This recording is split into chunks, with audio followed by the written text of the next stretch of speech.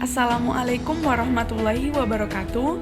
Kami dari kelompok 10 akan membahas tentang memori pikiran dan bahasa yang beranggotakan Diah Ayu Kusuma dan Olvani Andra Dwi Puspa. Dosen pengampu Dr. Reli Handayani, SSMPD. Materi yang pertama yaitu sekilas tentang kajian memori. Sampai dengan abad ke-19, studi tentang memori kebanyakan dilakukan oleh para ahli filsafat. Akan tetapi, pada abad ke-20 secara graduan, fokus penelitian beralih ke studi yang sifatnya eksperimental yang mula-mulanya dilakukan oleh para psikolog, tetapi kemudian juga oleh para biolog. Studi yang objektif dan eksperimental ini dikembangkan lebih lanjut di Amerika oleh John B. Waston pada 1924 yang dapat dianggap sebagai bapak dari aliran behaviorisme. Dalam aliran ini, seorang psikolog hanya harus melihat apa yang kasat mata saja, atau the observables. Apa yang tidak dapat dilihat dan tidak layak untuk diterka. Landasan seperti inilah yang kemudian memunculkan berbagai reaksi negatif karena aliran ini mengabaikan proses mental yang terjadi pada saat memperoleh suatu informasi yang menyimpannya. Selanjutnya, di mana memori disimpan, orang yang banyak disebut sebagai pelopor mengenai tempat memori otak adalah karena Carl Leslie pada 1890 sampai 1958 bahwa psikologi Universitas Harvard dari penelitiannya terhadap tikus pada tahun 20-an, dia dapati bahwa memori tidak berada pada suatu atau daerah tertentu di otak. Banyak bagian dari otak yang terlibat. Donald O. Hebb, Universitas McGill, mendapati bahwa bagian-bagian ini mempunyai fungsi yang berbeda-beda, meskipun semuanya menumpang penyimpanan memori secara utuh. Penelitian dengan mengoperasi otak pasien yang hanya mendapat anestesi lokal dan karenanya pasien ini sadar yang dilakukan oleh ahli bedah syaraf Peter Parfriers menunjukkan bahwa lobai temporal tampaknya merupakan daerah di mana memori disimpan. Selanjutnya kita masuk ke macam-macam memori. Penfield dan Robert membagi memori menjadi 3, yaitu memori pengalaman, memori konseptual, dan memori kata. Memori pengalaman adalah memori yang berkaitan dengan ihwal-ihwal di masa lalu. Memori konseptual adalah memori yang dipakai untuk membangun suatu konsep berdasarkan fakta-fakta yang masuk. Dan yang terakhir yaitu memori kata. Memori kata adalah memori yang mengaitkan konsep dengan wujud bunyi dari konsep tersebut.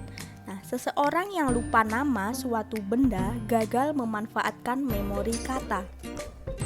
Squire dan Kendall membagi memori menjadi 2, yaitu memori non-deklaratif dan memori deklaratif. Memori non-deklaratif berasal dari pengalaman, tetapi terwujud dalam bentuk perubahan perilaku, bukan relokasi terhadap peristiwa masa lalu. Berbeda dengan memori deklaratif, memori non-deklaratif bersifat instinktif. Yang kedua ada memori deklaratif.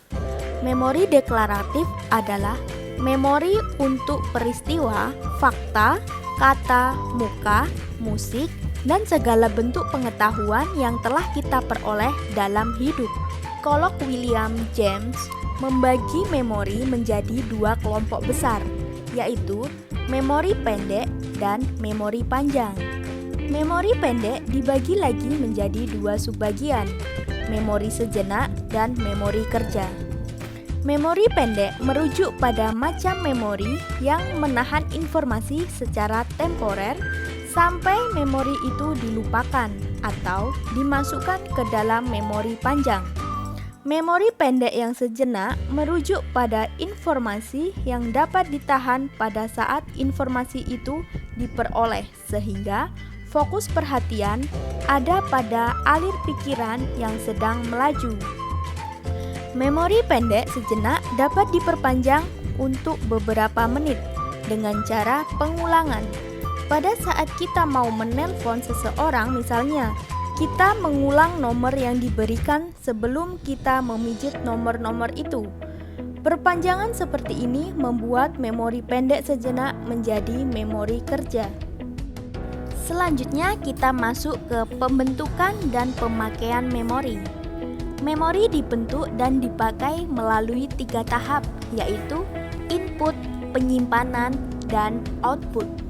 Pada tahap input, orang umumnya menerima masukan, baik lisan maupun tulisan, kemudian memberikan interpretasi tentang masukan itu untuk memahaminya.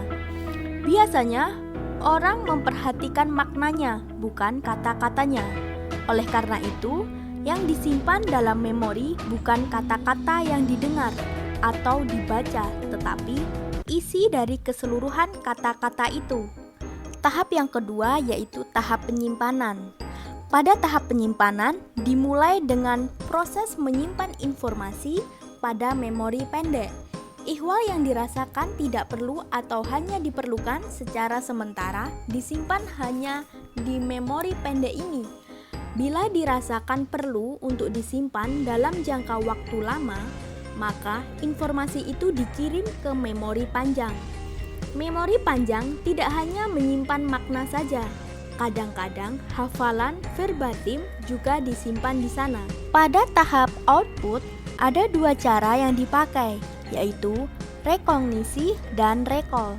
Rekognisi adalah proses pemanggilan memori dengan meminta seseorang untuk dapat merekognisi sesuatu yang telah diberikan kepadanya sebelumnya. Jadi, si subjek misalnya diminta menjawab apakah benda yang ditunjukkan kepadanya itu telah dia lihat sebelumnya.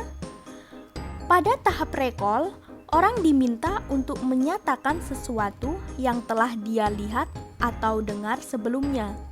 Dia diminta untuk menyebutkan nama benda yang telah diperlihatkannya sebelumnya. Selanjutnya, kita masuk ke memori dan hafalan. Hafalan merupakan memori tetapi prosesnya berbeda.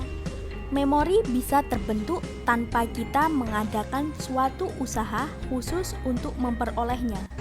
Kalau seseorang menceritakan kejadian yang terjadi padanya tadi pagi, kejadian itu akan dapat masuk ke dalam memori kita hanya dari mendengarkan cerita itu.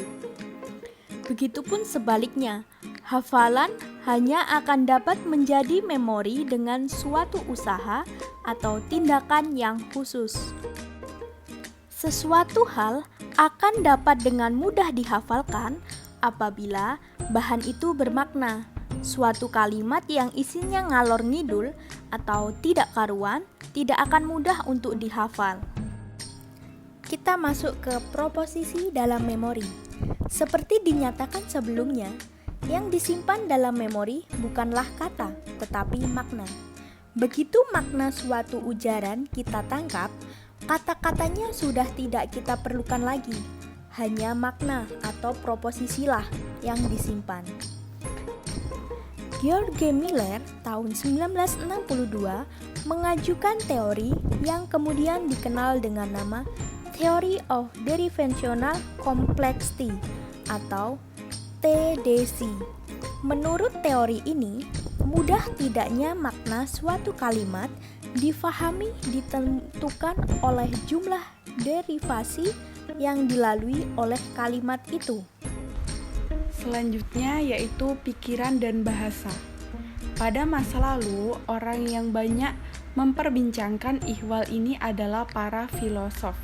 Namun di antara mereka sendiri tidak ada kesepakatan. Sebagian berpandangan bahwa orang dapat berpikir tanpa memakai bahasa, sementara bagian yang lain berpandangan sebaliknya. Filosof seperti Maule 1887 berpandangan bahwa bahasa dan pikiran tidak dapat dipisahkan. Manusia tidak mungkin berpikir tanpa bahasa. Sekian hasil pembahasan dari kami. Terima kasih.